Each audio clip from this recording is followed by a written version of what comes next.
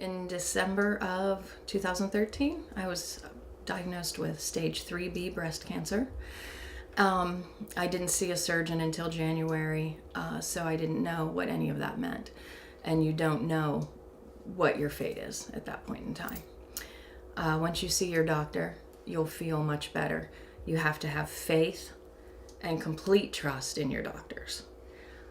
You'll get feedback from everybody in your life telling you to eat baking soda or not wear deodorant, or you'll get 1,000 things, but listen to your doctors.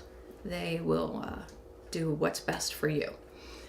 Once you start treatment, the hardest part, and as vain as it may sound, is losing your hair. And you lose it quite suddenly, but it takes a long time for it to all fall out. You have a lot of hair.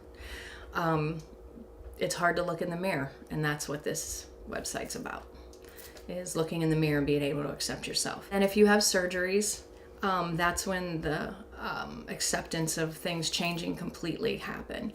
I had a complete modified radical mastectomy on one side, and I know it's not visible to other people, but again, every time I look in the mirror, I'm a completely different person, which is the hard part. When you get to the point where you can look in the mirror and say it's okay because I'm alive, that's what matters, and that's where I've come. A lot of people have the why me mentality, and I really never thought the why me. I don't know why, because that used to be my take on everything. Why me, why me, why me? And that went away, and I thought, if I help one person that gets diagnosed and feels hopeless, that will make me feel better. And I told them, I said, if I can teach one person how to get a free mammogram, or teach one person where to go to get good care and how to handle your insurance, then it was worth it for me. And like I told you on the phone, terrible year. I don't ever want to do it again. I hope I never have to do it again, but I wouldn't trade it for the world. I learned more this year than I've learned in my whole life. I would not trade a moment of it. The only website that really helped me was a Facebook page that is called the Breast Cancer Site, because it had real people telling their stories on it. Every once in a while you hit a couple of those stories that are pretty depressing and you think, nah, not a good choice to read.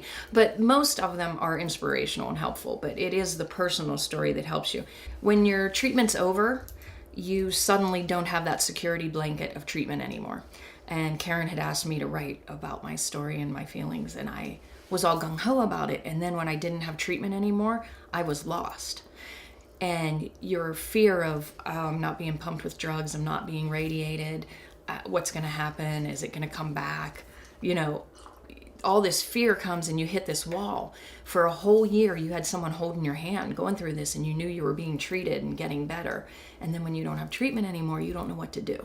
It was very bittersweet, my last chemo and my last radiation, because you see those people all the time. They become better friends than your friends you've had your whole life. You find out who's there for you.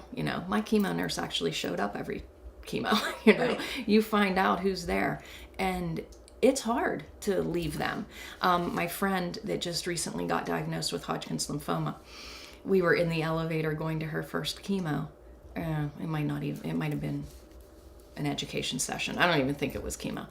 But a girl got on the elevator with us that was delivering cupcakes to them who had finished chemo like a year ago. And my friend said, why would she come visit them and bring them cupcakes? Like, who wants to be reminded of this? And I said, they're going to be your best friends. These people are saving your life, and you will learn to like them. You will have fun with them. You're going to spend more time with them than you do your own friends. I said, you'll see. After 6 months of this, you're going to be bringing them cupcakes too, believe me. And that's how it is. It's bittersweet when it ends, but you have to move forward with the hope that everything they did for you is going to cure you.